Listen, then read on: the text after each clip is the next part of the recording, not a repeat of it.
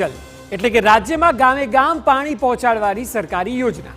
સરકાર દાવો કરે છે કે ગુજરાતમાં પાણી પુરવઠા વિભાગની તનતોડ મહેનતને લીધે લોકોને પાણી પહોંચી રહ્યું છે, પરંતુ શું આવું ખરેખર છે? સવાલ એટલા માટે કારણ કે નવસારીમાં પાણી પુરવઠા વિભાગનું એટલું મોટું કૌભાંડ સામે આવ્યું છે કે ભ્રષ્ટાચારનો આંકડો જાણીને આપ પણ ચોંકી જશો।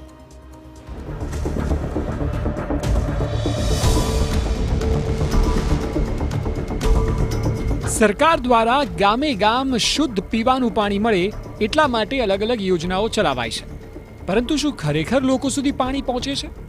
આનો જવાબ આપણે સૌ જાણીએ છીએ કે કઈ રીતે અધિકારીઓ ભ્રષ્ટાચાર કરીને સરકારી યોજનાઓને લાભાર્થીઓ સુધી જતા પહેલા મસ્ત મોટું કૌભાંડ આચરી લે છે।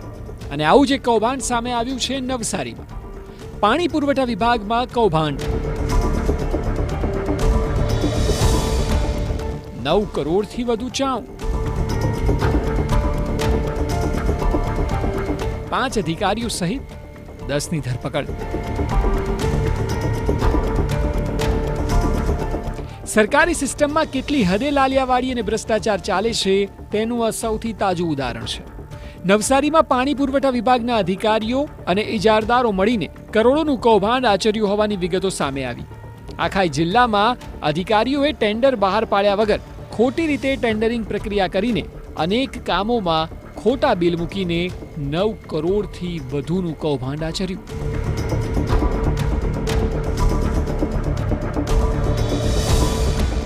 ઉદાહરણ એક ગામનું લઈએ તો ગણદેવી તાલુકાના ગળદ ગામના કુંભાર ફળિયામાં 6 લાખ રૂપિયા જેટલું મોટું કામ મંજૂર થયું।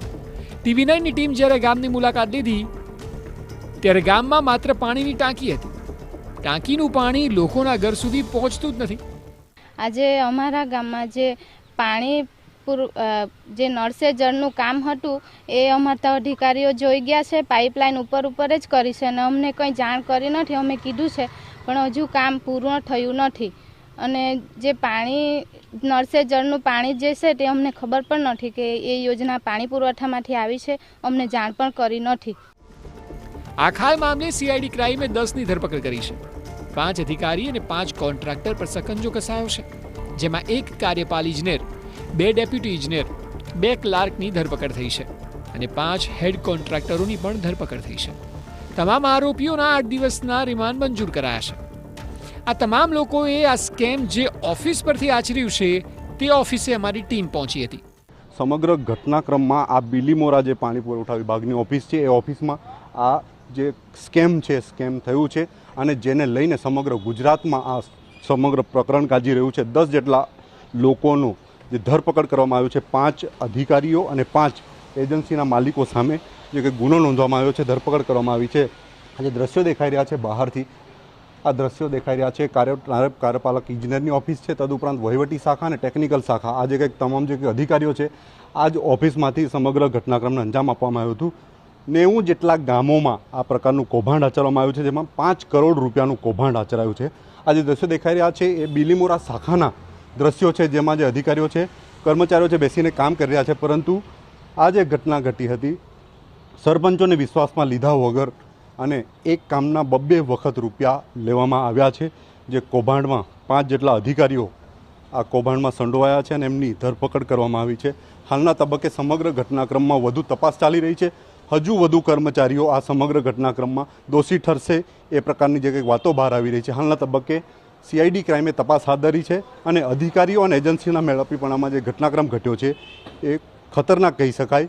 લોકોના નામે પૈસા ઉસેટી લેવા અને જે કંઈ કામો મંજૂર કરાવીને 2 વખત બિલો લઈ લેવા એ એક મોડસ ઓપરેન્ડી હતી। એ મોડસ ઓપરેન્ડી ખુલ્લી પાડી છે અને વધુ જે કંઈક આરોપીઓ છે એ ઘટનાક્રમમાં હજુ પણ બહાર આવી શકે તેવી શક્યતાઓ જોવાઈ રહી છે।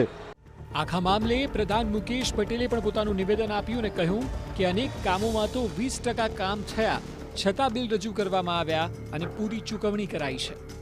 નવસારી જિલ્લાની અંદર અલગ અલગ કામો માટે લગભગ 50 કરોડ જેટલી ગ્રાન્ટની માંગણી વિભાગ દ્વારા કરવામાં આવી।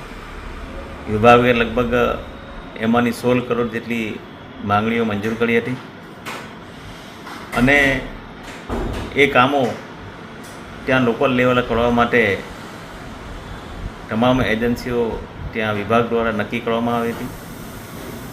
પરંતુ જ્યારે અમારા ઉપરી અધિકારીઓ એક બે કામની રેન્ડમ તપાસ કરવા ગયા ત્યારે એ કામોની અંદર કામો થયા ના હતા અને બિલ ચૂકવાઈ ગયા હતા. કોઈ કામ 20% થયા હતા, એનું બિલ પૂરું થઈ ગયું હતું. કોઈ કામ 50% થયા હતા, એનું બિલ પૂરું ચૂકવાઈ ગયું હતું.